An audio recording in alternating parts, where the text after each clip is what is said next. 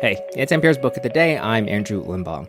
Abortion is one of the major issues of this upcoming election. The Harris campaign has made it a top priority to say that they will defend abortion rights should they win. And President Trump, who appointed the Supreme Court justices who overturned Roe v. Wade, is now kind of hemming and hawing at the issue. But electoral politics aside, the discourse around it reminded me of a novel from last year titled The Stories We Cannot Tell. It's about these two women on very different pregnancy journeys, and a lot of the book is about dealing with the things we cannot control. Author Leslie Rasmussen spoke with NPR's Leila Fadel when it came out about what makes pregnancy and abortion so difficult to talk about.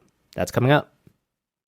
This message comes from NPR sponsor Stars, presenting the new series 3 Women. Based on the best-selling book by Lisa Taddeo, 3 Women follows a writer played by Shailene Woodley, who persuades 3 spectacular, ordinary women to tell her their stories, and her relationships with them change the course of her life forever. Starring Shailene Woodley, Betty Gilpin, DeWanda Wise, and Gabrielle Creevy. Watch the season premiere of 3 Women September 13th, only on Stars and the Stars app.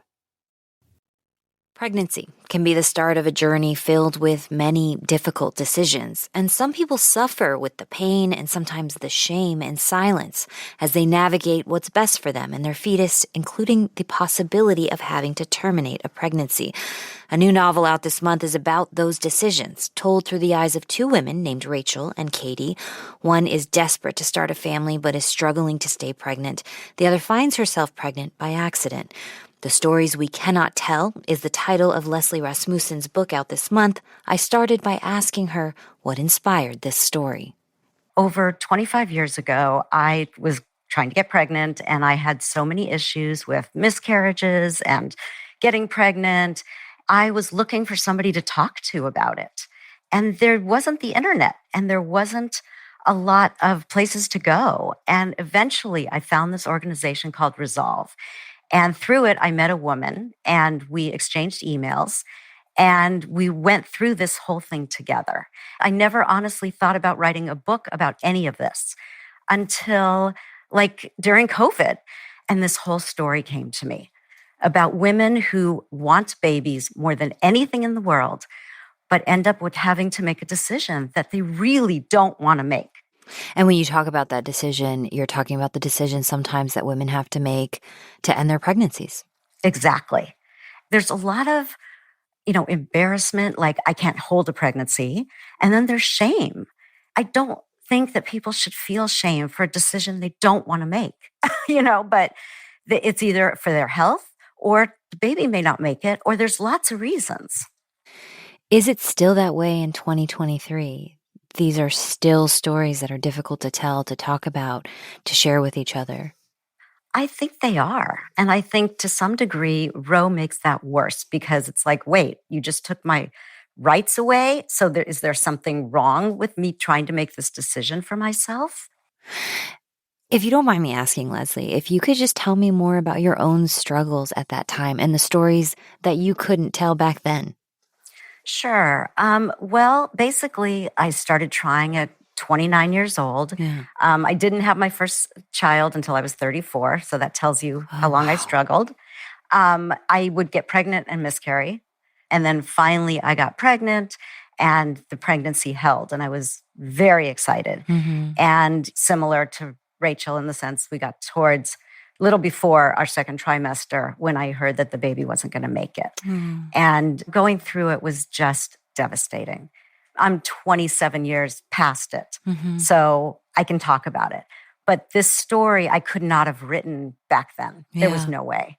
I mean, an emotional roller coaster, elation and devastation, joy and grief for 5 years. Yeah.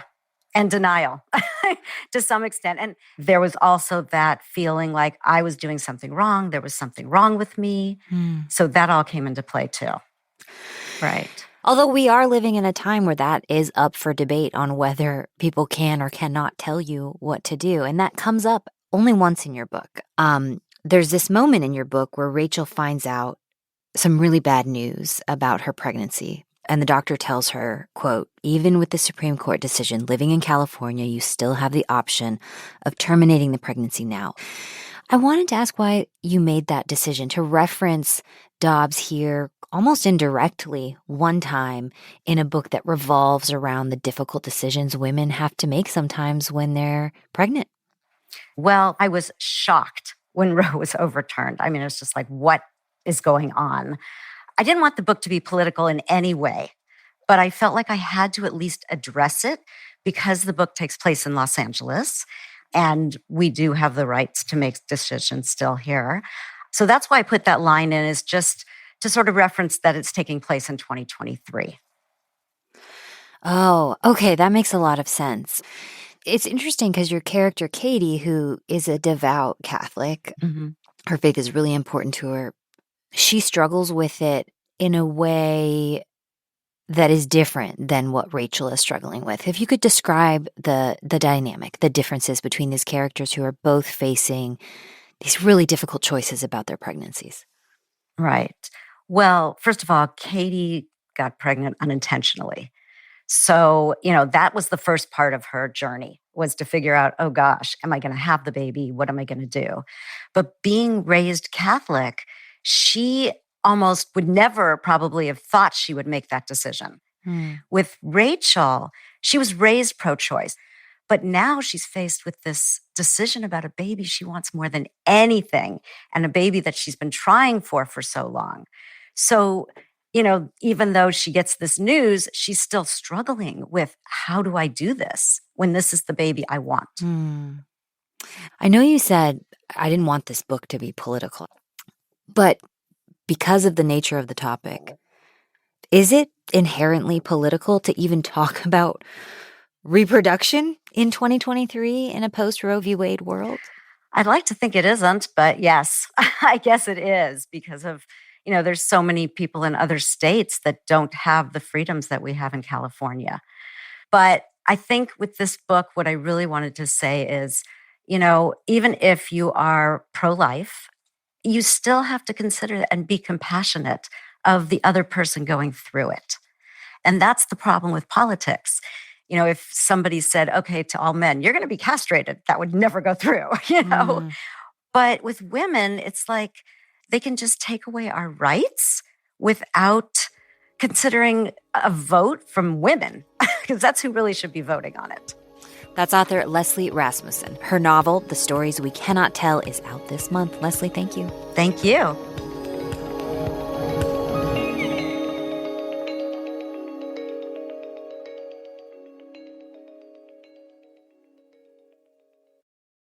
This message comes from NPR sponsor Shopify, the global commerce platform that helps you sell and show up exactly the way you want to. Customize your online store to your style. Sign up for a $1 per month trial period at shopify.com/NPR. This message comes from NPR sponsor Mint Mobile. From the gas pump to the grocery store, inflation is everywhere. So Mint Mobile is offering premium wireless starting at just $15 a month. To get your new phone plan for just $15, go to mintmobile.com/switch.